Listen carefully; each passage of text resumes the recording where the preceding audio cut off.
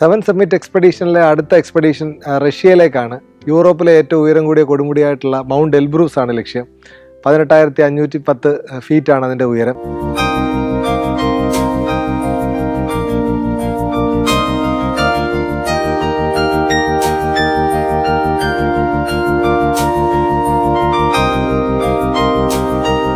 അത് ഒരു ഡിഫിക്കൽട്ട് പീക്കൊന്നുമല്ല, ബിഗിനേഴ്സിന് ചെയ്യാൻ പറ്റിയൊരു പീക്കാണ്. പക്ഷേ അതിൻ്റെ പ്രത്യേകത എന്ന് വെച്ച് കഴിഞ്ഞാൽ അക്ലമറ്റൈസേഷൻ ഇല്ലാതെ പോയി കഴിഞ്ഞ് കഴിഞ്ഞാൽ ഒരുപാട് ബുദ്ധിമുട്ടുണ്ടാക്കുന്നൊരു പീക്കാണ് ഈ റഷ്യയിലുള്ള മൗണ്ട് എൽബ്രൂസ്.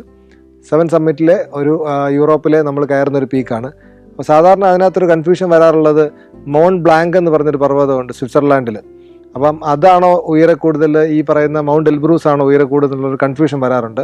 റഷ്യയെ നമ്മൾ യൂറോപ്പിലാണ് കണക്കാക്കുന്നത്. അതുകൊണ്ട് തന്നെ റഷ്യയുടെ ഭാഗമായിട്ടുള്ള മൗണ്ട് എൽബ്രൂസ് അത് കൊക്കേഷ്യൻ മലനിരകളിലാണ് ഈ മൗണ്ട് എൽബ്രൂസ് ഉള്ളത്. കൊക്കേഷ്യൻ മലനിരകൾ നിൽക്കുന്നത് ബ്ലാക്ക് സീക്കും കാസ്പിയൻ സീക്കും ഇടയ്ക്കാണ് കൊക്കേഷ്യൻ പർവ്വതനിരകളുള്ളത്. അതിൻ്റെ ഏറ്റവും ഉയരം കൂടിയ കൊടുമുടിയാണ് ഈ പറയുന്ന മൗണ്ട് എൽബ്രൂസ്. മൗണ്ട് എൽബ്രൂസിന് അതൊരു വോൾക്കാനിക് പർവ്വതമാണ്. അതിന് ട്വിൻ പീക്സ് ആണുള്ളത്, 2 പീക്സ് ഉണ്ട്. ഒരു പീക്ക് 18,510 ഫീറ്റും ഒരു പീക്ക് 18,350 ഫീറ്റുമാണ്. നമ്മൾ ഏറ്റവും ഉയരമുള്ള 18,510 ഫീറ്റാണ് കയറാൻ ശ്രമിക്കുന്നത്. പല സൈഡിൽ കൂടെ ഈ എക്സ്പെഡീഷൻ നമുക്ക് ചെയ്യാൻ പറ്റും. നമ്മൾ സൗത്ത് സൈഡാണ് സെലക്ട് ചെയ്തത്. സൗത്ത് സൈഡിൻ്റെ പ്രത്യേകത എന്ന് വെച്ച് കഴിഞ്ഞാൽ അത്ര ഡിഫിക്കൽട്ടല്ല. മീൻസ് നമുക്ക് ഒരു 12,500 ഫീറ്റ് വരെ, അതായത് ബേസ് ക്യാമ്പ് വരെ എന്ന് പറയാം, നമുക്ക് കേബിൾ കാറുകൾ യൂസ് ചെയ്യാം. അതിൻ്റെ മേളിലോട്ടും നമുക്ക് പോകാൻ വേണ്ടിയിട്ട് സ്നോ ക്യാറ്റ്സ് എന്ന് പറഞ്ഞിട്ട് വലിയ വലിയ ട്രക്ക് പോലത്തെ ഒരു വാഹനമുണ്ട്. അതുവഴി നമുക്കൊരു 5,000 മീറ്റർ വരെ നമുക്ക് മുകളിലെത്താൻ സാധിക്കും. അതിന് മേളിലോട്ടുള്ളത് മാത്രം ക്ലൈംബ് ചെയ്താൽ മതി. പക്ഷേ അക്ലമറ്റൈസേഷന് വേണ്ടിയിട്ട് നമ്മൾ ഇത് മൊത്തം നടന്നു കയറുന്നത് വളരെ നന്നായിരിക്കും. അപ്പോൾ അങ്ങനെ ഈ എക്സ്പെഡീഷൻ പ്ലാൻ ചെയ്യുന്നതിന് മുമ്പ് ഓഗസ്റ്റ് 15-ാം തീയതി ഇന്ത്യയുടെ സ്വാതന്ത്ര്യദിനത്തിൻ്റെ അന്ന് ഈ കൊടുമുടിയുടെ മുകളിലെത്തണമെന്നായിരുന്നു പ്ലാൻ ചെയ്തിരുന്നത്. ഓഗസ്റ്റ് 15-ാം തീയതി ഇതിൻ്റെ മുകളിലെത്തണമെങ്കിൽ നേരത്തെ വിസയ്ക്ക് അപ്ലൈ ചെയ്യണം, ബാക്കി അഡ്വാൻസ് പേയ്മെൻ്റ് ഒക്കെ ചെയ്യണം. അപ്പം വളരെ ബുദ്ധിമുട്ടായിരുന്നു. പക്ഷേ ഈ എക്സ്പെഡീഷൻ്റെ പ്രത്യേകത എന്താണെന്ന് വെച്ച് കഴിഞ്ഞാൽ എനിക്ക് ആദ്യമായിട്ട് ഫുൾ സ്പോൺസർഷിപ്പ് ചെയ്തൊരു എക്സ്പെഡീഷനാണ് എൻ്റെ ഈ പറയുന്ന എൽബ്രൂസ് എക്സ്പെഡീഷൻ. ഞാൻ സ്പോൺസർഷിപ്പിന് വേണ്ടി എവറസ്റ്റിന് പോകുന്നതിന് മുമ്പ് തന്നെ അലഞ്ഞുകൊണ്ടിരിക്കുകയായിരുന്നു. എല്ലാവരെയും ഡയറക്റ്റ് കാണുകയും ഒരുപാട് മെയിൽ അയക്കുകയും ഒക്കെ ചെയ്തിട്ടുള്ള കാര്യങ്ങൾ നിങ്ങൾക്കറിയാം. പക്ഷേ 1000 ആൾക്കാർക്ക് മെയിൽ അയച്ചാലേ ഒരാൾ റിപ്ലൈ ചെയ്യത്തുള്ളൂ എന്നുള്ളത് സത്യമാണ്. 1000 പേരോട് ചോദിച്ചു കഴിഞ്ഞാൽ മാത്രമേ ഒരാൾ പോസിറ്റീവായിട്ട് പറയത്തുള്ളൂ. അപ്പം അങ്ങനെ ഞാൻ നിരന്തരമായിട്ടുള്ള എൻ്റെ ശ്രമത്തിൻ്റെ ഫലമായിട്ട് കിട്ടിയൊരു സ്പോൺസറാണ്. അത് തിരുവനന്തപുരത്തുള്ള ഒരു ജുവലേഴ്സാണ്, അൽ മുക്താദിർ ഗോൾഡ് ആൻഡ് ഡയമണ്ട്സ് എന്ന് പറഞ്ഞ ജുവലേഴ്സാണ് എന്നെ സ്പോൺസർ ചെയ്തത്. എനിക്ക് പൈസയുടെ പാർട്ട് നോക്കേണ്ട ആവശ്യമേ വന്നില്ല. ഏകദേശം ഒരു 5 ലക്ഷം മുതൽ 10 ലക്ഷം രൂപ വരെ ചിലവുള്ള എക്സ്പെഡീഷനാണ് മൗണ്ട് എൽബ്രൂസ് എക്സ്പെഡീഷൻ. അപ്പം നമുക്ക് റഷ്യയിലേക്ക് പോകുന്നു എന്നുള്ളതാണ് ആദ്യത്തെ ഇതിനകത്ത് ഇമ്പോർട്ടൻ്റ് ആയിട്ടുള്ള കാര്യം. റഷ്യ കാണാനുള്ള ഒരു കൊതി മനസ്സിൽ പണ്ട് മുതലേ ഉണ്ടായിരുന്നു. അപ്പോൾ റഷ്യയിലേക്ക് ഇപ്പം നമുക്ക് ഇന്ത്യൻസിന് പോകണമെങ്കിൽ ഈ വിസയായിട്ട് അപ്ലൈ ചെയ്യാം ഓഗസ്റ്റ് 1 മുതൽ. അപ്പം നമുക്ക് ഓൺലൈനായിട്ട് അപ്ലൈ ചെയ്താൽ മതി, ഡയറക്റ്റായിട്ട് എംബസിയിലൊന്നും പോകേണ്ട ആവശ്യമില്ല. അപ്പോൾ അങ്ങനെ ഞാൻ അപ്ലൈ ചെയ്തു. ഒരാഴ്ചയ്ക്കുള്ളിൽ എനിക്ക് വിസ വന്നു, സ്പോൺസറും ശരിയായി. അപ്പോൾ അങ്ങനെ നമ്മൾ റഷ്യയിലേക്ക് യാത്ര തിരിക്കുകയാണ്. സാധാരണ പോലെ എല്ലാ എക്യുപ്മെൻറ്റ്സും ഞാൻ എടുത്തു. സമ്മിറ്റ് സ്യൂട്ടൊന്നും ഞാൻ എടുത്തില്ല. ബാക്കി ഒരു -30 ഡിഗ്രി വരെ താങ്ങാനുള്ള എൻ്റെ എക്യുപ്മെൻറ്റ്സ് ഒക്കെ എടുത്തു. ബാക്കി ദനാലിയിൽ പോയ എക്യുപ്മെൻറ്റ്സ് ഒക്കെ സെയിമായിട്ട് യൂസ് ചെയ്യാമായിരുന്നു. ഇവിടെ നേരെ ദുബായിൽ പോയി. ദുബായിൽ എനിക്കൊരു 15 മണിക്കൂർ ലേ ഓവർ ഉണ്ടായിരുന്നു. അവിടെ നിന്നാണ് ഡയറക്റ്റ് മിനറൽ വോഡി എന്ന് പറഞ്ഞിട്ടുള്ളൊരു എയർപോർട്ടിലേക്കാണ് നമ്മൾ പോകുന്നത്. സാധാരണ ചില ആൾക്കാർ മോസ്കോ വഴിയാണ് ഈ എൽബ്രൂസിനടുത്തുള്ള ഇൻ്റർനാഷണൽ എയർപോർട്ടായിട്ടുള്ള മിനറൽ വോഡി എത്തുന്നത്. മിനറൽ വോഡിയുടെ അർത്ഥം മിനറൽ വാട്ടർ എന്നാണ് ശരിക്കും. അവരുടെ ഭാഷയിൽ മിനറൽ വോഡി എന്ന് പറയും. അപ്പം ഞാൻ ദുബായ് വഴിയാണ് മിനറൽ വോഡിയിലേക്ക് പോകാൻ ടിക്കറ്റ് എടുത്തത്. ഫ്ലൈ ദുബായിലാണ് പോകാൻ തീരുമാനിച്ചത്. ദുബായിലെത്തി എൻ്റെ അവിടുത്തെ ഫ്രണ്ട്സിനെ കാണുക എന്നുള്ളതായിരുന്നു ഒരു ലക്ഷ്യം. അപ്പോൾ അങ്ങനെ ദുബായിൽ ഞാൻ ലാൻഡ് ചെയ്തു. എനിക്ക് US വിസ ഉള്ളതുകൊണ്ട് തന്നെ UAE വിസ ഓൺ അറൈവലായിരുന്നു. വിസ ഓൺ അറൈവലിൽ ഞാൻ അവിടെ ഇറങ്ങി. അവിടെ എൻ്റെ ഫ്രണ്ട്സിനെയൊക്കെ കണ്ട് അവരുടെ കൂടെ ഭക്ഷണമൊക്കെ കഴിച്ചിട്ടാണ് ഈ പറഞ്ഞ റഷ്യയിലേക്ക് പോയത്. നെക്സ്റ്റ് ഡേ തന്നെ ഞാൻ റഷ്യയിലെത്തി, മിനറൽ വോഡിയിലെത്തി. മിനറൽ വോഡി എത്തിയ ശേഷം അവിടെ എൻ്റെ കമ്പനി എന്ന് പറഞ്ഞു കഴിഞ്ഞാൽ മക്കാലു അഡ്വഞ്ചർ എന്ന് പറഞ്ഞിട്ട് ഒരു കമ്പനിയാണ് ഞാൻ ബുക്ക് ചെയ്തിരുന്നത്. അവർ എന്നെ വന്നിട്ട് എയർപോർട്ടിൽ വന്ന് പിക്ക് ചെയ്തുകൊണ്ട് പോയി. എയർപോർട്ടിൽ നിന്ന് ഒരു 3 മണിക്കൂർ ഡ്രൈവ് ഉണ്ട് ഈ മൗണ്ട് എൽബ്രൂസിന് തൊട്ടടുത്തുള്ള ട്രസ്കോൾ എന്ന് പറഞ്ഞിട്ടുള്ളൊരു സ്ഥലത്തേക്ക് പോകാൻ വേണ്ടിയിട്ട്. ഒക്സാന എന്ന് പറയുന്ന ലേഡിയാണ് ഈ മക്കാലു അഡ്വഞ്ചറിൻ്റെ മുതലാളി. പുള്ളിക്കാരി പണ്ടൊരു മൗണ്ടൻ ഗൈഡായിരുന്നു. അതിനുശേഷം പുള്ളിക്കാരി കമ്പനി ഇട്ടതാണ്. ഇപ്പം നേപ്പാളിലൊക്കെ അവർക്ക് ഒരുപാട് ട്രക്കിങ്ങും കാര്യങ്ങളും ഒക്കെ ഉണ്ട്. പുള്ളിക്കാരുടെ മോനും കൂടെ ഉണ്ടായിരുന്നു. അപ്പം അങ്ങനെ പുള്ളിക്കാരി എന്നെ പിക്ക് ചെയ്ത് ട്രസ്കോളിൽ എത്തിച്ചു. അവിടെ ഒരു റൂമിലായിരുന്നു താമസം. അപ്പം എൻ്റെ ഗൈഡ് വന്ന് കണ്ടു. കാരണം ഇത് ഗൈഡഡ് എക്സ്പെഡീഷനാണ്. ഗൈഡ് ഇല്ലാതെ ഇനി ഞാൻ ഒരു എക്സ്പെഡീഷന് പോകാൻ ആഗ്രഹിക്കുന്നില്ലെന്ന് തീരുമാനിച്ചു കഴിഞ്ഞു. അപ്പോൾ അതുകൊണ്ട് തന്നെ ഗൈഡഡ് എക്സ്പെഡീഷനാണ് ഞാൻ സെലക്ട് ചെയ്തത്. ജോൺ എന്നാണ് എൻ്റെ ഗൈഡിൻ്റെ പേര്. ജോണിൻ്റെ പ്രത്യേകത എന്ന് വെച്ച് കഴിഞ്ഞാൽ ജോണ് റഷ്യയിലെ സെൻറ്റ് പീറ്റേഴ്സ്ബർഗിൽ ഒരു ഭയങ്കര തടിവെട്ടുകാരനാണ്. ജോൺ എന്നല്ല പുള്ളിക്കാരൻ്റെ ശരിക്കുള്ള പേര്, റഷ്യൻ പേരുണ്ട്. നമ്മളെപ്പോലുള്ള ഇന്ത്യക്കാർക്ക് പെട്ടെന്ന് വിളിക്കാൻ എളുപ്പമായതുകൊണ്ട് ജോൺ എന്ന് പേരിട്ടിരിക്കുകയാണ്. അപ്പോൾ ജോൺ വന്നു, ജോൺ കാര്യങ്ങളൊക്കെ ബ്രീഫ് ചെയ്തു.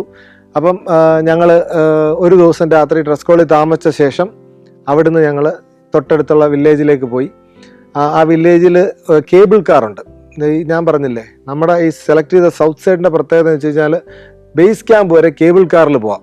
കാരണം ഇതൊരു സ്കീയിങ് ഏരിയയും കൂടെയാണ്. ഈ വിൻ്റർ സമയത്ത് സ്കീയിങ് റിസോർട്ടായിട്ടും സ്കീ ചെയ്യാനുള്ളൊരു പർവ്വതമായിട്ടാണ് ഈ പറയുന്ന മൗണ്ട് എൽബ്രൂസിനെ റഷ്യൻസ് കാണുന്നത്. പല പല രാജ്യങ്ങളിൽ നിന്നുള്ള ആൾക്കാർ റഷ്യയിൽ വന്ന് സ്കീ ചെയ്യുന്ന ഒരു സ്ഥലം കൂടെയാണ്. അപ്പം സ്കീ ചെയ്യാൻ വേണ്ടി മുകളിൽ ഇവർ റോപ്പ് വേയിലാണ് പോകുന്നത്, തിരിച്ചാണ് സ്കീ ചെയ്ത് വരുന്നത്. അപ്പോൾ അതിനുവേണ്ടിയുള്ള റോപ്പ് വേ ഇപ്പോഴും പ്രവർത്തനക്ഷമമാണ്. അപ്പോൾ അതിനകത്താണ് നമ്മൾ പോകുന്നത്. ആ വില്ലേജിലുള്ള റോപ്പ് വേയിൽ നമ്മൾ എത്തും. റോപ്പ് വേയുടെ ഓഫീസിലെത്തുന്നു. നമ്മൾ നമ്മുടെ സാധനങ്ങൾ ഈ റോപ്പ് വേക്കകത്ത് നിറയ്ക്കുന്നു, മുകളിലേക്ക് പോകുന്നു. 3 റോപ്പ് വേ ഉണ്ട്. മീൻസ് ഒരു റോപ്പ് വേ ഇറങ്ങി അടുത്ത റോപ്പ് വേയിൽ കയറി, അവിടെ നിന്ന് ഇറങ്ങി മൂന്നാമത്തിൽ കയറിയാൽ മാത്രമേ നമുക്ക് ബേസ് ക്യാമ്പിന് താഴെ എത്തത്തുള്ളൂ. അപ്പോൾ അവിടെ എന്നെ അത്ഭുതപ്പെടുത്തിയൊരു കാര്യം എന്ന് വെച്ച് കഴിഞ്ഞാൽ വേറൊരു പർവ്വതങ്ങളും എനിക്ക് കാണാത്ത, ഞാൻ കണ്ടിട്ടില്ലാത്തൊരു കാഴ്ച. ഈ പറയുന്ന ബേസ് ക്യാമ്പിൻ്റെ ആ ഏരിയയിൽ നിറയെ വണ്ടികൾ, മീൻസ് അതിന് സ്നോ ക്യാറ്റ് എന്നാണ് പറയുന്നത്. സ്നോയിലൂടെ ഓടുന്ന ബൈക്കുകളും സ്നോയിലൂടെ ഓടുന്ന വലിയ വലിയ ട്രക്കുകളും ഇതിങ്ങനെ ഇട്ടിരിക്കുകയാണ്. അപ്പോൾ ഞാൻ 12,500 ഫീറ്റാണ് ഈ പറയുന്ന റോപ്പ് വേയുടെ അവസാനം, മീൻസ് ബേസ് ക്യാമ്പിൻ്റെ ആ ഏരിയ. അപ്പം ഞാൻ അങ്ങനെ ഗൈഡിനോട് ചോദിച്ചു എന്തിനാണ്. അപ്പോൾ ഇതിനകത്ത് ടൂറിസ്റ്റുകൾ വന്നിട്ട് അവർ മേളിലോട്ടും താഴോട്ടും ഒക്കെ പോകുന്ന ഒരു വണ്ടിയാണ് ഈ പറഞ്ഞ സ്നോ ക്യാറ്റ് എന്ന് പറഞ്ഞു കഴിഞ്ഞാൽ. അപ്പം ബേസ് ക്യാമ്പിലെ ഈ സ്നോ ക്യാറ്റിൽ ഒരുപാട് ആൾക്കാർ കയറി മേളിലോട്ട് പോകുന്നുണ്ട്, തിരിച്ച് താഴേക്ക് വരുന്നുണ്ട്, ഭയങ്കര പാട്ടും ഡാൻസും ഒക്കെ കളിക്കുന്നുണ്ട്. കാരണം ആൾക്കാർക്ക് ടൂറിസ്റ്റ് കേന്ദ്രമായിട്ടാണ് കണ്ടിരിക്കുന്നത്. അപ്പോൾ അവിടെ നമുക്ക് താമസിക്കാനുള്ള സ്ഥലത്ത് കണ്ടെയ്നേഴ്സാണ് കിടക്കുന്നത്. അത് ബാരൽസ് എന്നാണ് പറയുന്നത്. ആ കണ്ടെയ്നറിനകത്താണ് നമ്മുടെ ബേസ് ക്യാമ്പ്. ആ കണ്ടെയ്നറിനകത്താണ് നമ്മൾ താമസിക്കുന്നതും. വേറൊരു കണ്ടെയ്നറിനകത്ത് കിച്ചണും ഉണ്ട്. അപ്പോൾ ഈ കണ്ടെയ്നറിനകത്ത് ഒരു 10 മുറിയുണ്ട്, ചെറിയ ചെറിയ മുറികൾ. ഒരു കണ്ടെയ്നറിനകത്ത് കയറുമ്പോൾ വലതുവശം ഇടവശം ഓരോ മുറി, മുന്നോട്ടോ വീണ്ടും മുറി, അങ്ങനെ 10 മുറികളുണ്ട്. ഒരു മുറിക്കകത്ത് 2 ബെഡ് വെച്ചിട്ടാണ്. ഞാനും എൻ്റെ ഗൈഡും ഒരു മുറിക്കകത്താണ് താമസിച്ചത്. അപ്പോൾ ഗൈഡ് ജോൺ വളരെ എക്സ്പീരിയൻസ്ഡ് ആയിട്ടുള്ള ഗൈഡാണ് കേട്ടോ. കാരണം പുള്ളിക്കാരൻ ഒരു 15 പ്രാവശ്യം ഈ മൗണ്ട് എൽബ്രൂസ് കയറിയിട്ടുള്ള ഗംഭീരനായിട്ടുള്ള മനുഷ്യനാണ്. റഷ്യക്കാരൻ തന്നെയാണ്, അതാണ് പ്രത്യേകത. പുള്ളിക്കാരൻ്റെ ഒരു മരുന്നിൻ്റെ കിറ്റുണ്ട്. അത് കണ്ട് ഞാൻ ഞെട്ടിപ്പോയി. കാരണം എവറസ്റ്റ് എക്സ്പെഡീഷന് പോയപ്പം അമേരിക്കക്കാരനായിട്ടുള്ള ക്രിസ്ത്യൻ പുള്ളിക്കാരൻ്റെ കയ്യിൽ ഉള്ള കിറ്റിനേക്കാളും വലിയൊരു കിറ്റായിരുന്നു സാധാരണ ഗൈഡിൻ്റെ ഇരിക്കുന്ന കിറ്റ്. എല്ലാ വിശദമായിട്ട് മരുന്നുകളും കാര്യങ്ങളൊക്കെ എഴുതി വെച്ചിട്ടുണ്ടായിരുന്നു. അപ്പോൾ അതൊക്കെ കണ്ടപ്പോൾ തന്നെ നമുക്ക് മനസ്സിലാവും ഇദ്ദേഹം കില്ലാടിയാണെന്നുള്ള കാര്യം മനസ്സിലാവും. കാരണം ഇതുപോലുള്ള പർവ്വതം നമുക്ക് ഒരിക്കലും പർവ്വതത്തെ നമുക്ക് വില കുറച്ച് കാണാൻ പറ്റത്തില്ല. ഓരോ പർവ്വതങ്ങൾക്കും അതിൻ്റെ സ്പെഷ്യാലിറ്റികളുണ്ട്. കാരണം ഓരോ മനുഷ്യന്മാരും വ്യത്യസ്തരാകുന്നത് പോലെ നമുക്ക് മനുഷ്യന്മാരെ കണ്ട ഒരുപോലെ ഇരിക്കുമെങ്കിൽ എല്ലാ മനുഷ്യരും വ്യത്യസ്തരാണ്, ഫിസിക്കലി മെൻ്റലി എല്ലാം. അതുപോലെ പർവ്വതങ്ങളും എല്ലാ തരത്തിലും വ്യത്യസ്തമാണ്. കാലാവസ്ഥ കൊണ്ടും അതിൻ്റെ ടെമ്പറേച്ചർ കൊണ്ടും അതിൻ്റെ രീതികൾ കൊണ്ടും അതിൻ്റെ വെതർ കൊണ്ടും എല്ലാം വ്യത്യസ്തമാണ്. അതിൻ്റെ നിർമ്മിക്കുന്ന റോക്കിൻ്റെ സ്ട്രക്ചർ കൊണ്ടും എല്ലാം വ്യത്യസ്തമാണ്. അപ്പോൾ അതിനനുസരിച്ച് വേണം നമ്മൾ ക്ലൈംബ് ചെയ്യാനും. ഒരു പർവ്വതത്തെയും സിമ്പിളായിട്ട് കാണാൻ പറ്റത്തില്ല. വളരെ ഹൈറ്റ് കുറഞ്ഞ പർവ്വതമായിരിക്കും ചിലപ്പോൾ നിങ്ങളെ മാക്സിമം ടെസ്റ്റ് ചെയ്യുന്ന പർവ്വതങ്ങൾ. അതുകൊണ്ട് ഞാനും ആ രീതിയിൽ തന്നെയാണ് ഇതിനെ എടുത്തത്. എനിക്കറിയാം പർവ്വതങ്ങൾ ട്രിക്കിയാണ്, നമ്മൾ കാണുന്ന പോലെയല്ല. പെട്ടെന്ന് കയറാമെന്ന് വിചാരിക്കും, പക്ഷേ അത് പറ്റത്തില്ല, വെതർ ചേഞ്ച് ആവും, ഇതെല്ലാം എനിക്കറിയാം. അതുകൊണ്ട് തന്നെ ഞാനതിൽ വെൽ പ്രിപ്പയർഡ് ആയിരുന്നു. അത്യാവശ്യം ഡ്രസ്സുകളൊക്കെ ഞാൻ കയ്യിലെടുത്തിട്ടുണ്ടായിരുന്നു. അപ്പം സാധാരണ ആൾക്കാർ വരുമ്പം ചെയ്യുന്നതെന്ന് വെച്ച് കഴിഞ്ഞാൽ ഫസ്റ്റ് ഡേ അവിടെ ലാൻഡ് ചെയ്യുന്നത് ഏകദേശം ഒരു 11 മണി 12 മണി സമയത്താണ് റോപ്പ് വേയിൽ കയറിയിട്ട് നമ്മൾ ഈ ബേസ് ക്യാമ്പിൽ എത്തുന്നത്. അപ്പോൾ എത്തിക്കഴിഞ്ഞ ശേഷം അന്നത്തെ ദിവസം അക്ലമറ്റൈസേഷൻ വാക്കിന് കൊണ്ടുപോകും. പഷ്കോവ റോക്ക് എന്ന് പറഞ്ഞൊരു റോക്കുണ്ട്. ഏകദേശം 15,000 ഫീറ്റ് ഉയരത്തിലാണ് ഈ പഷ്കോവ റോക്ക് ഇരിക്കുന്നത്. ആ റോക്കിൽ വരെ പോയിട്ട് തിരിച്ച് നടന്നു വരും. 18,510 ആണല്ലോ നമ്മുടെ എൽബ്രൂസിൻ്റെ ഉയരം. 15,000 ഫീറ്റ് വരെ പോയിട്ട് തിരിച്ചു വരുന്നതാണ് ഫസ്റ്റ് അക്ലമറ്റൈസേഷൻ വാക്ക് എന്ന് പറയുന്നത്. അതിനുശേഷം നെക്സ്റ്റ് ഡേ ചിലപ്പോൾ റെസ്റ്റ് ഡേ കൊടുക്കും, അല്ലെങ്കിൽ നെക്സ്റ്റ് ഡേ ട്രെയിനിങ് ഡേ കൊടുക്കും. കൂടുതൽ ഈ മഞ്ഞിൽ ക്ലൈംബ് ചെയ്തിട്ടൊന്നും ഇല്ലാത്തവർക്ക് ക്രാംബോൺ ട്രെയിനിങ്ങും പിന്നെ ഐസാക്സിൻ്റെ ട്രെയിനിങ്ങും ഒക്കെ കൊടുക്കുന്ന ദിവസമാണ് സെക്കൻഡ് ഡേ.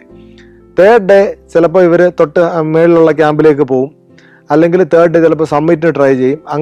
അങ്ങനെയാണ് പല കമ്പനികളും അവരുടെ പാക്കേജ് സെറ്റാക്കുന്നത്. പക്ഷേ ഞാൻ അത്യാവശ്യം ട്രെയിനിങ് ആവശ്യമില്ലാത്തതും പിന്നെ ക്ലൈംബിങ് ചെയ്തിട്ടുള്ള ആളായതുകൊണ്ട് ഞങ്ങൾ വേറൊരു ടാക്ടിക്സാണ് യൂസ് ചെയ്തത്. മീൻസ് ഞങ്ങൾ 11 മണിയായപ്പോൾ എത്തി. അതിനുശേഷം ഭക്ഷണം കഴിച്ചു. അതിനുശേഷം ഡയറക്റ്റ് ഞങ്ങൾ നടന്ന് പഷ്കോവ റോക്കിൽ പോയി. എന്നിട്ട് തിരിച്ച് ഞങ്ങൾ ബേസ് ക്യാമ്പിലെത്തി. ശരിക്കും ബേസ് ക്യാമ്പിൽ നിന്ന് ഒരു 10-12 മണിക്കൂർ ക്ലൈംബ് ചെയ്തിട്ട് വേണം നമുക്ക് ഈ 18,510 മീറ്റർ ഉയരമുള്ള ഒരു ഇതിൻ്റെ ഉയരം കൂടിയ കൊടുമുടിയിലെത്താൻ. ഇത് 2 കൊടുമുടി ഉണ്ടെന്ന് പറഞ്ഞല്ലോ, ഉയരം കൂടിയ കൊടുമുടിയിലെത്താൻ. എന്നിട്ട് 5-6 മണിക്കൂർ പിടിക്കും താഴെ ഇറങ്ങാൻ. പക്ഷെ നമ്മൾ പഷ്കോവ റോക്ക് വരെ നമ്മൾ ഈ പറയുന്ന സ്നോ ക്യാറ്റ് യൂസ് ചെയ്യുകയാണെങ്കിൽ 5 മണിക്കൂർ ക്ലൈംബ് ചെയ്താൽ മതി മുകളിലേക്ക്. തിരിച്ചൊരു 5 മണിക്കൂർ നമുക്ക് താഴെ ഇറങ്ങുകയും ചെയ്യാം. അപ്പോൾ ഞാൻ രണ്ടാമത്തെയാണ് ഞാൻ സ്നോ ക്യാറ്റ് യൂസ് ചെയ്യാൻ തീരുമാനിച്ചു. കാരണം രാത്രി ഇത്രയും നടക്കുന്നത് അവിടെ ഒരു സാധനം ഉണ്ടെങ്കിൽ നമ്മളത് യൂസ് ചെയ്യുക എന്നുള്ളതാണ്. അല്ലാതെ നമ്മൾ താഴെ നടന്ന് നമ്മുടെ കഴിവ് തെളിയിക്കേണ്ട ആവശ്യമില്ല. അപ്പോൾ അങ്ങനെ സ്നോ ക്യാറ്റ് യൂസ് ചെയ്തു. ഞങ്ങൾ പഷ്കോവ റോക്കിൻ്റെ അവിടെ എത്തി. പക്ഷേ സ്നോ ക്യാറ്റ് പോകണമെങ്കിൽ മിനിമം ഒരു 4-5 പേര് ഉണ്ടെങ്കിൽ ഒരു സ്നോ ക്യാറ്റ് എടുക്കത്തുള്ളൂ. അപ്പം ഞങ്ങളുടെ കൂടെ വേറെ 2 ക്ലൈംബേഴ്സ് ഉണ്ടായിരുന്നു. ഏത് രാജ്യക്കാരാണെന്നറിയത്തില്ല. അവർ 2 പേരും ഓക്സിജൻ സിലിണ്ടർ യൂസ് ചെയ്തിട്ടുണ്ടായിരുന്നു. അവരുടെ അക്ലമറ്റൈസേഷൻ കറക്റ്റ് ആയിട്ടില്ല എന്നാണ് ജോൺ എൻ്റെ അടുത്ത് പറഞ്ഞത്. അവർ ഓക്സിജൻ സിലിണ്ടർ യൂസ് ചെയ്തിട്ടുണ്ടായിരുന്നു. അപ്പോൾ ഞങ്ങൾ രാത്രി 12 മണിക്കാണ് ബേസ് ക്യാമ്പിൽ നിന്ന് തിരിക്കുന്നത്. ബേസ് ക്യാമ്പിൽ ഭയങ്കര മഞ്ഞ് പെയ്യുമായിരുന്നു. ഞാനതൊക്കെ വീഡിയോ എടുത്തുകൊണ്ടിരിക്കുകയായിരുന്നു. ഭയങ്കരമായിട്ട് മഞ്ഞ് പെയ്യുമായിരുന്നു. അപ്പോൾ ഈ ഓക്സിജൻ സിലിണ്ടർ വെച്ച ആൾക്കാർ ഈ പറയുന്ന സ്നോ ക്യാറ്റിനകത്ത് കയറി ഈ പഷ്കോവ റോക്കിൽ എത്തുന്ന സമയത്ത് അവർ ഭയങ്കരമായിട്ടും പേടിച്ചു പോയി. കാരണം അത്രയ്ക്ക് ശക്തമായിട്ട് മഞ്ഞ് പെയ്തുകൊണ്ടിരിക്കുകയായിരുന്നു. അപ്പോൾ അവരെന്ത് ചെയ്യുന്നു, അവരവിടെ ഇറങ്ങിയില്ല. അവർ അവിടെ സബ്മിറ്റ് ചെയ്യാതെ അവർ തിരിച്ചു പോവുകയാണ് ഉണ്ടായത്. അപ്പോൾ ഞാനും ജോണും താഴെ ഇറങ്ങി. അപ്പോൾ ജോൺ എൻ്റെ അടുത്തൊരു കാര്യം പറഞ്ഞു, നിങ്ങൾ എന്നെ വിശ്വസിക്കുക, ഞാൻ 10 പ്രാവശ്യം ഈ മൗണ്ടൻ കയറിയ ആളാണ്, എനിക്ക് വഴി കൃത്യമായിട്ട് അറിയാം, നിങ്ങളും ഒരു സ്ട്രോങ് ക്ലൈംബറാണെന്ന് എനിക്കറിയാം, നമുക്കിത് സബ്മിറ്റ് ചെയ്യാം. ജോൺ ഇത്രേ പറഞ്ഞുള്ളൂ. ഞാൻ പറഞ്ഞു ഓക്കെ, ഞാൻ നിങ്ങളുടെ പുറകെ വരാം, മുന്നിൽ നടന്നോളാൻ പറഞ്ഞു. Saudi Arabia, United Arab Emirates, Kuwait. സഞ്ചാരം വോള്യം നമ്പർ 20. ഫുൾ HD-യിലുള്ള അപൂർവ ദൃശ്യയാത്രാ വിവരണ ശേഖരം ഉടൻ സ്വന്തമാക്കാൻ സഞ്ചാരം എന്ന് SMS ചെയ്യൂ. ഫോൺ 9995444222. അപ്പോൾ ഞങ്ങൾ ഈ സ്നോ ക്യാറ്റിൽ നിന്ന് പുറത്തിറങ്ങി. ജോൺ പറഞ്ഞ വാക്കിൽ ഞാൻ എന്താ പറയുക, വളരെ മോട്ടിവേറ്റഡ് ആയി മുന്നോട്ട് നടന്നുകൊണ്ടിരിക്കുകയാണ്. ഭയങ്കര മഞ്ഞ് പെയ്യുമായിരുന്നു. പിന്നെ വഴി ഫ്രണ്ടിൽ കാണാനും പറ്റത്തില്ല. പക്ഷേ ജോണിന് കൃത്യമായിട്ട് വഴി അറിയാം. അപ്പോൾ എനിക്ക് സത്യം പറഞ്ഞു കഴിഞ്ഞാൽ എനിക്ക് ഉറക്കം വന്നു തുടങ്ങി. കാരണം ഈ കൃത്യമായിട്ടും അക്ലമറ്റൈസ് ചെയ്യാതാകുമ്പോൾ നമ്മുടെ ശരീരത്തിനുണ്ടാകുന്നൊരു പ്രശ്നമുണ്ട്. നമ്മൾക്കിങ്ങനെ ഉറക്കം വരുന്ന ഫീലിംഗ് ഉണ്ടാകും. മുകളിലോട്ട് ക്ലൈംബ് ചെയ്യുമ്പോൾ നടക്കുമ്പോൾ ഉറങ്ങുന്നത് ഭയങ്കര ഡേഞ്ചറും കൂടെയാണ്. കിളിമഞ്ചാരോയിൽ പോയപ്പോഴും എനിക്ക് സമ്മിറ്റിൻ്റെ സമയത്ത് ആ ഒരു പ്രശ്നം ഉണ്ടായിരുന്നു. ചെറുതായിട്ട് ഉറക്കം വരുന്ന പോലെ തോന്നിയായിരുന്നു. അപ്പം ജോണ് എന്നോട് ഇടയ്ക്കിടയ്ക്ക് ചോദിക്കുന്നുണ്ട്, ഇതുപോലെ നിങ്ങൾക്ക് ബുദ്ധിമുട്ട് വല്ലതും ഉണ്ടോ, തലയ്ക്ക് വേദന ഉണ്ടോ, നിങ്ങൾക്ക് എന്തെങ്കിലും പ്രശ്നമുണ്ടോ? ഞാൻ പറഞ്ഞു കുഴപ്പമൊന്നുമില്ല, പക്ഷേ എനിക്ക് ഉറക്കം വരുന്ന പോലെ തോന്നുന്നുണ്ടെന്ന് പറഞ്ഞു. അപ്പോൾ ജോൺ എനിക്ക് 2-3 ഗുളികയൊക്കെ തന്നു. ഈ പറയുന്ന ഹൈ ആൾട്ടിറ്റ്യൂഡിൽ കഴിക്കുന്ന 2-3 ഗുളികകൾ തന്നു. അത് കഴിച്ചിട്ട് ഞാൻ മുന്നോട്ട് നടന്നു. എനിക്ക് വേറെ പ്രശ്നമൊന്നും ഉണ്ടായില്ല. മുന്നോട്ട് നടക്കും തോറും നമുക്ക് ഈ 2 കോൺ ഉണ്ടെന്ന് പറഞ്ഞില്ലേ, ഈ 2 കോണിൻ്റെയും നടുക്ക് നമ്മൾ എത്തിച്ചേരും. നടുക്ക് എത്തിച്ചേരുന്ന വലത്തോട്ട് പോയി കഴിഞ്ഞാൽ നമുക്ക് ഈ ഉയരം കുറഞ്ഞ കോണിലെത്താൻ പറ്റും. 18,350 ഫീറ്റുള്ള കോണിലെത്താൻ പറ്റും. മറ്റേത് 18,510 അടി ഉയരത്തിലാണ് നമുക്ക് എത്തേണ്ട ഇതിൻ്റെ പീക്കുള്ളത്, എൽബ്രൂസിൻ്റെ ഏറ്റവും ഹയസ്റ്റ് പീക്കുള്ളത്. ചില ആൾക്കാർ എന്ത് ചെയ്യും, ഈ 2 പീക്കുകളും സബ്മിറ്റ് ചെയ്യാറുണ്ട്. അത് നമുക്ക് സമയമുണ്ട്, 2ഉം ചെയ്യാം. അപ്പം ശരിക്കും ഈ പറയുന്ന എൽബ്രൂസിലെ ആ ഏരിയ കുറച്ച് ഗ്ലേഷ്യർ ഉള്ള ഏരിയയാണ്. അവിടെ കുറച്ച് ക്രിവാസസും ഉണ്ട്. അപ്പം ശരിക്കും അറിയാത്ത ഗൈഡിൻ്റെ കൂടെ പോവുകയോ ഒറ്റയ്ക്ക് വേണം നമുക്ക് പോകാം. പക്ഷെ ഒറ്റയ്ക്ക് നമ്മൾ പോയി കഴിഞ്ഞ് കഴിഞ്ഞാൽ അവിടെ ഈ ക്രിവാസത്തിൽ വീഴാനുള്ള സാധ്യത വളരെ കൂടുതലാണ്. ഒരുപാട് പേര് ഈ എൽബ്രൂസിന് മരിച്ചിട്ടുമുണ്ട്, സിമ്പിളായിട്ട് കണക്കാക്കി എടുത്തിട്ട്. അപ്പോൾ ഈ 2 കോണിൻ്റെയും ഇടയ്ക്കുള്ള റീജിയൻ ഉണ്ടല്ലോ, അവിടെ എത്തിക്കഴിയുമ്പോൾ മുതൽ കുറച്ച് റോപ്പ് നമുക്ക് കണക്ഷനുണ്ട്. റോപ്പ് കണക്ഷനിലൂടെ നമുക്ക് കുറച്ച് മുകളിലെത്താൻ പറ്റും. അതിനുശേഷം ഒരു 1.5 മണിക്കൂർ നമുക്ക് നടന്നു കഴിഞ്ഞാൽ മാത്രമേ മുകളിലെത്താൻ പറ്റത്തുള്ളൂ. എനിക്ക് മുമ്പ് പോയ ആൾക്കാരൊക്കെ അതിൻ്റെ മുകളിൽ നിന്ന് നല്ല ഗംഭീരമായിട്ടുള്ള വ്യൂ ആയിരുന്നു എന്നാണ് പറഞ്ഞത്. പക്ഷേ ഞാൻ പോയപ്പം നിർഭാഗ്യവശാൽ വെതർ മോശമായിരുന്നു. മാത്രമല്ല എൻ്റെ വീഡിയോസിലും ഒന്നും ഈ പറയുന്ന ഒരു ബാക്ക്ഗ്രൗണ്ടും കാണാൻ പറ്റിയിട്ടില്ല. കൊക്കേഷ്യസ് പർവ്വതനിരകളുടെ മനോഹാരിത എനിക്ക് അതിൻ്റെ മുകളിൽ നിന്ന് കാണാൻ പറ്റിയില്ല. അവസാനം ഞാൻ ഇതിൻ്റെ മുകളിലെത്തി, എൽബ്രൂസിൻ്റെ മുകളിലെത്തി. എൽബ്രൂസിൻ്റെ മുകളിൽ എത്തുന്ന സമയത്ത് -30 ഡിഗ്രി തണുപ്പും ഒരു 35 km/h കാറ്റും വീശുമായിരുന്നു. ഞങ്ങൾ മുകളിലെത്തി. പക്ഷേ വീഡിയോയും ഫോട്ടോയും ഒക്കെ എടുക്കാൻ ശ്രമിച്ചപ്പോൾ വളരെ ബുദ്ധിമുട്ട്. കാരണം ഞങ്ങളല്ലാതെ വേറെ ആരുമില്ല ആ പർവ്വതത്തിൽ. നമുക്ക് ആ ഒരു ഭീകരത മനസ്സിലാക്കാൻ സാധിക്കും. ജോൺ എക്സ്പീരിയൻസ്ഡ് ആയതുകൊണ്ട് എനിക്ക് പേടിയൊന്നും ഉണ്ടായില്ല. നമുക്കറിയാത്ത പർവ്വതമാണ്, ഒറ്റയ്ക്കാണെങ്കിൽ നമ്മൾ ശരിക്കും പേടിക്കും, വഴി തെറ്റും. പക്ഷേ ജോൺ എക്സ്പീരിയൻസ്ഡ് ആണ്. എല്ലാം അയാൾ പറഞ്ഞു തരുന്നുണ്ട്. പക്ഷേ വീഡിയോയും ഫോട്ടോ എടുക്കാൻ വലിയ ബുദ്ധിമുട്ടായിരുന്നു. എന്നാലും നമ്മൾ കുറച്ച് ഫോട്ടോസ് എടുത്തു. എൻ്റെ മിറർലെസ്സിനകത്ത് മഞ്ഞ് കയറിയിട്ട് മിറർലെസ് വീഡിയോ എടുക്കാൻ പറ്റിയില്ല. ഗോപ്രോ ഓഫായിപ്പോയി. പക്ഷേ എൻ്റെ ഐഫോണിലാണ് വീഡിയോസ് എടുത്തത്. അത് വലിയ മനോഹരമായ വീഡിയോസാണ് കിട്ടിയത്. ഇതിൻ്റെ മുകളിലിരിക്കുന്നത് ഒരു കോൺ ഷേപ്പിലുള്ള ഒരു സ്ട്രക്ചറാണ്. അതിനകത്ത് മൗണ്ട് എൽബ്രൂസ് ഇത്ര ഹൈറ്റ് എന്ന് പറഞ്ഞിട്ട് എഴുതിയിട്ടുണ്ട്. മാത്രമല്ല ഒരു ബോർഡും അതിൻ്റെ സൈഡിൽ ഇപ്പോൾ പുതിയതായിട്ട് അവർ ഈ പറയുന്ന റഷ്യക്കാർ വെച്ചിട്ടുണ്ട്. 5632 മീറ്റർ അങ്ങനെയാണ് എൽബ്രൂസിൻ്റെ മുകളിൽ വെച്ചിരിക്കുന്നത്. തിരിച്ച് ഞങ്ങൾ പതുക്കെ ഇറങ്ങി. ഞങ്ങൾ ശരിക്കും ഇറങ്ങി വരുന്ന വഴിക്ക് കുറച്ച് ഡിഫിക്കൽട്ടി ആയിരുന്നു. കാരണം മേളിൽ കയറുന്ന ചില പാച്ചസ് ഇച്ചിരി ഡിഫിക്കൽട്ട് പാച്ചസ് ആണ്. അതെല്ലാം കഴിഞ്ഞ് ഞങ്ങൾ താഴെ ഇറങ്ങി. പഷ്കോവ റോക്കിൻ്റെ അവിടെ ഈ സ്നോ ക്യാറ്റ് നമ്മളെ വിളിക്കാൻ വരുമെന്നാണ് പറഞ്ഞത്. പക്ഷേ വെതർ മോശമായതുകൊണ്ട് സ്നോ ക്യാറ്റിന് പോലും മേളോട്ട് എത്താൻ പറ്റിയില്ല. പിന്നെ നമ്മൾ ബേസ് ക്യാമ്പിൻ്റെ അതായത് ബാരലൊക്കെ കിടക്കുന്നതിൻ്റെ അടുത്ത് വരെ നമ്മൾ നടന്നാണ് തിരിച്ചു വന്നത്. ഒരു 5 മണിക്കൂറുകൊണ്ട് തിരിച്ച് താഴെ എത്തേണ്ടത് നമ്മൾ 8 മണിക്കൂർ നടന്നെത്തി. അതിനുശേഷം ഇച്ചിരി ഭക്ഷണം കഴിച്ച ശേഷം ഞങ്ങൾ തിരിച്ച് 4 മണി വരെ റോപ്പ് വേ അവർ ഓപ്പറേറ്റ് ചെയ്യത്തുള്ളൂ. 4 മണിക്ക് മുമ്പ് നമ്മൾ താഴോട്ട് ഇറങ്ങിക്കോണം. ഇല്ലെങ്കിൽ അടുത്ത ദിവസം നമ്മളവിടെ കിടക്കേണ്ട വരും, നമ്മൾ സ്റ്റേ ചെയ്യേണ്ടി വരും. അപ്പോൾ 4 മണിക്ക് മുമ്പ് പോകത്തക്ക വിധത്തിലാണ് ജോൺ കാര്യങ്ങളൊക്കെ പ്ലാൻ ചെയ്തത്. ഞാൻ വിചാരിച്ച അന്ന് രാത്രി അവിടെ താമസിക്കാൻ പറ്റുമെന്നാണ് വിചാരിച്ചത്. ജോൺ പറഞ്ഞു സബ്മിറ്റ് കഴിഞ്ഞ് നമുക്ക് പോകാം, എത്രയും പെട്ടെന്ന് ഇവിടുന്ന് പോകാമെന്ന് പറഞ്ഞു. അങ്ങനെ ഓക്കെ, സാധനങ്ങളൊക്കെ എടുത്ത് ഞങ്ങൾ വിട്ടു. ശരിക്കും 6 ദിവസം അല്ലെങ്കിൽ 7 ദിവസം ചെയ്യേണ്ട എക്സ്പെഡീഷൻ ഒറ്റ ദിവസം കൊണ്ടാണ് ഞങ്ങൾ ചെയ്തത്. അതാണ് ഇതിനകത്ത് റെക്കോർഡൊന്നും ഞങ്ങൾ എന്താ പറയുക ഒന്നിനും ക്ലെയിം ചെയ്തിട്ടില്ലെങ്കിലും ഞാൻ 24 മണിക്കൂറിനുള്ളിൽ എൽബ്രൂസിൻ്റെ ബേസ് ക്യാമ്പിലെത്തി 24 മണിക്കൂറിനുള്ളിൽ ഈ എക്സ്പെഡീഷൻ ഞങ്ങൾ കംപ്ലീറ്റ് ചെയ്തു. അത്രയും സ്പീഡിൽ കംപ്ലീറ്റ് ചെയ്ത് ഇന്ത്യക്കാരുണ്ടോ എന്ന് അറിയത്തില്ല, പക്ഷേ വി ഡിഡ് ഇറ്റ്. അതിനുശേഷം തിരിച്ചെത്തിയപ്പോഴത്തേന് ഈ പറയുന്ന ഈ റോപ്പ് വേ ഞങ്ങൾ എത്തിയ ദിവസം റോപ്പ് വേ വർക്കിംഗ് ആയിരുന്നു. നെക്സ്റ്റ് ഡേ ഈ റോപ്പ് വേ ഒരാഴ്ചത്തേക്ക് അല്ലെങ്കിൽ 2 ആഴ്ചത്തേക്ക് മെയിൻ്റനൻസിന് വേണ്ടി അവർ ഓഫ് ചെയ്തു. അപ്പോൾ ഇതിന് ശേഷമാണ് ശരിക്കുള്ള അഡ്വഞ്ചർ തുടങ്ങാൻ പോകുന്നത്. ഈ റോപ്പ് വേയുടെ തൊട്ടപ്പുറത്ത് ചെയർ വേ എന്ന് പറഞ്ഞ സാധനമുണ്ട്. മീൻസ് നമ്മൾ ഈ റോപ്പ് വേ ഭയങ്കര ഉയരത്തിലാണ് താഴെ നിന്ന് മുകളിലോട്ട് അവർ പണിഞ്ഞിരിക്കുന്നത്.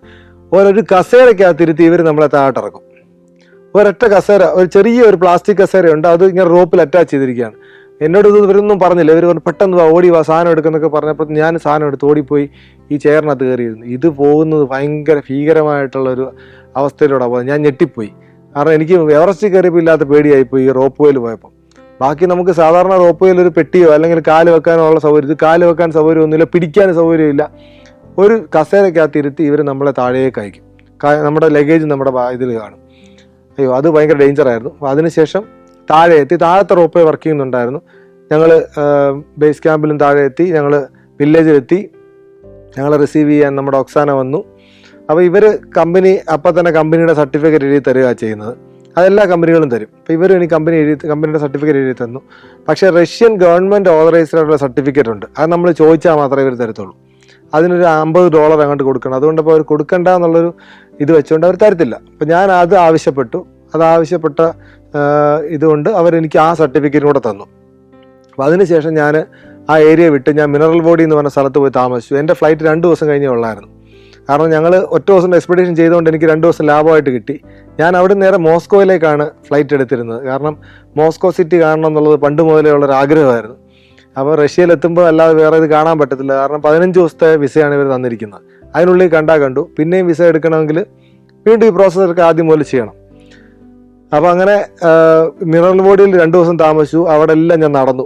ഒരുപാട് സ്ഥലങ്ങളിൽ നടന്ന് ആ ഏരിയ മുഴുവൻ കണ്ടു. 2ാം ലോകമഹായുദ്ധകാലത്ത് യുദ്ധം നടന്ന സ്ഥലമാണത്.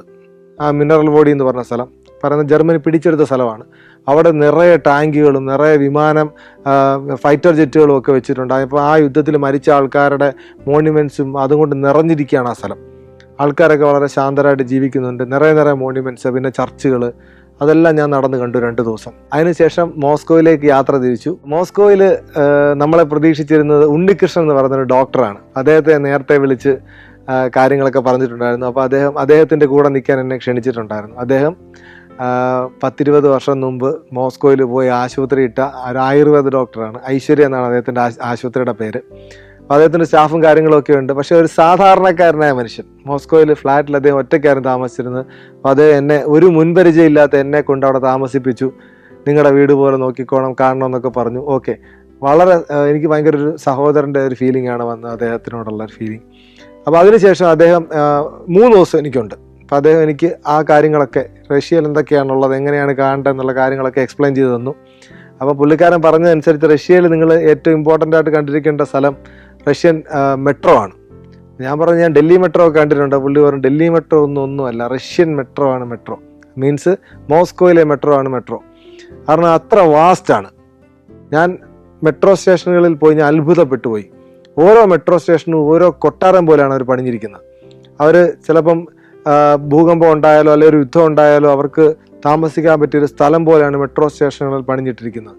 അത് നമുക്ക് വർണ്ണിക്കാൻ പറ്റത്തില്ല. കാരണം എല്ലാ സ്റ്റേഷനും നമുക്ക് പോകാനും പറ്റത്തില്ല. ഞാൻ ഇറങ്ങിയ സ്റ്റേഷനുകളൊക്കെ അതിഗംഭീരമായിട്ടുള്ള സ്റ്റേഷനുകളാണ്. കാരണം അതെല്ലാം ആർട്ടും പരസ്യമൊന്നും അവിടെ ഇല്ല. എല്ലാം അവരുടെ റഷ്യൻ ആർട്ട് ഇങ്ങനെ പ്രദർശിപ്പിച്ചിരിക്കുകയാണ്. വാസ്റ്റ് നെറ്റ്വർക്കാണ്, കിലോമീറ്റർ കണക്കിന്. നമുക്ക് എവിടെ വേണമെങ്കിലും മെട്രോയിൽ പോയിട്ട് ഇറങ്ങാം. 99% അണ്ടർഗ്രൗണ്ടാണ് മെട്രോ. അപ്പോൾ മെട്രോയിൽ കയറി ഞാൻ ആദ്യം പോയത് റെഡ് സ്ക്വയറിലേക്കാണ്. റെഡ് സ്ക്വയറിൽ പോയി നമ്മുടെ സെൻറ്റ് ബേസിൽസ് കത്തീഡ്രൽ, റഷ്യയുടെ ഏത് പടം എടുത്തു കഴിഞ്ഞാലും കാണുന്ന ആ കത്തീഡ്രൽ കണ്ടു. അപ്പം അങ്ങനെ എന്താ പറയുക, അവിടുത്തെ റെഡ് സ്ക്വയർ കണ്ടു. പിന്നെ അവിടുത്തെ ഒരുപാട് സ്ഥലങ്ങൾ പോയി കണ്ടു. ഒരുപാട് വാർ മെമ്മോറിയലുകൾ പോയി കണ്ടു. അതിനുശേഷം ഞാൻ തിരിച്ച് എന്താ പറയുക കേരളത്തിലെത്തി. പക്ഷേ ഈ പറയുന്ന റഷ്യൻ എക്സ്പെഡീഷൻ അത്ര ഡിഫിക്കൽട്ടായിട്ട് എനിക്ക് തോന്നാത്തതിൻ്റെ കാരണം മുമ്പ് ഞാൻ ഒരുപാട് എക്സ്പെഡീഷനുകൾ ചെയ്തിട്ടുള്ളത് കൊണ്ടാണ്. മാത്രമല്ല എനിക്കിതിനകത്ത് പുതുമയായിട്ടൊന്നും തോന്നാഞ്ഞത് അത്ര ഉയരമില്ലാത്തൊരു കൊടുമുടിയാണ്. പക്ഷേ റഷ്യയെ ശരിക്കും ഈ പറയുന്ന മൗണ്ട് എൽബ്രൂസിനേക്കാളും എനിക്ക് ഇഷ്ടപ്പെട്ടത് റഷ്യയുടെ കൾച്ചറും റഷ്യയുടെ സിവിലൈസേഷനും പിന്നെ റഷ്യയിലെ ആൾക്കാരും ഒക്കെയാണ്. റഷ്യയിലെ വൃത്തി എന്നെ ഭയങ്കരമായിട്ടും ആകർഷിച്ചു. ഭയങ്കര വൃത്തിയാണ് റഷ്യയിൽ. നമ്മൾ ഇന്ത്യയിലൊന്നും കാണുന്ന പോലെയല്ല. അവിടെ എവിടെ നിന്ന് വേണമെങ്കിലും സിഗരറ്റ് വലിക്കാം റഷ്യയിൽ. പക്ഷേ ആൾക്കാർ കൃത്യമായിട്ടും അവിടുത്തെ ഡിസ്പോസ് ചെയ്തിൻ്റെ സ്ഥലത്ത് കൊണ്ടുപോയിട്ട് അതിൻ്റെ കുറ്റികൾ ഇടാറുള്ളൂ.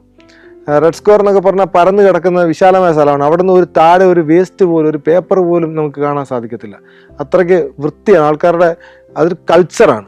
നമ്മൾ ആ കൾച്ചർ കണ്ട് പഠിക്കണമെന്നാണ് ശരിക്കും എനിക്ക് അവിടെ പോയപ്പം എന്നോട് തന്നെ പറയാൻ തോന്നി. കാരണം നമ്മളാണെങ്കിലും എന്തെങ്കിലും കഴിച്ചിട്ട് എവിടെ കളയാമെന്നാണ് ഇത് ആലോചിക്കുന്നത്. അപ്പോൾ ഞാൻ നമ്മുടെ ഉണ്ണികൃഷ്ണൻ ഡോക്ടറോട് ചോദിച്ചു ഇങ്ങനെയൊക്കെയാണ് സംഭവം. അപ്പം ഉണ്ണികൃഷ്ണൻ ഡോക്ടർ ഒരു കാര്യം പറഞ്ഞു, നമുക്കെങ്ങനെ നമ്മളെ വൃത്തിയാക്കണമെന്ന് അറിയാം, പക്ഷെ നമുക്കെങ്ങനെ പരിസരം വൃത്തിയാക്കണമെന്ന് അറിയത്തില്ല.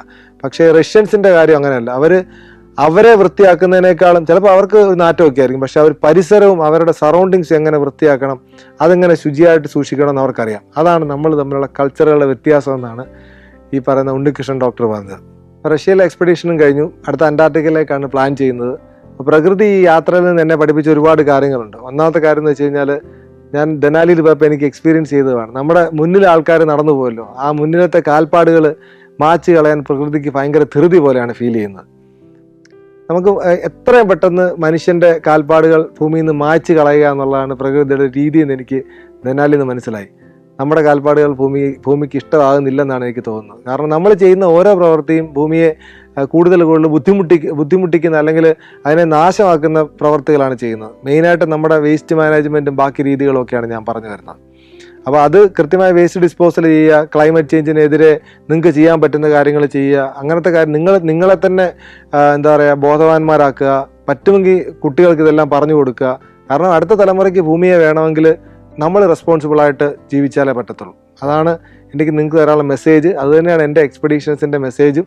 അപ്പോൾ എല്ലാവർക്കും നന്മ വരട്ടെ എന്ന് പ്രാർത്ഥിക്കുന്നു. Thank you.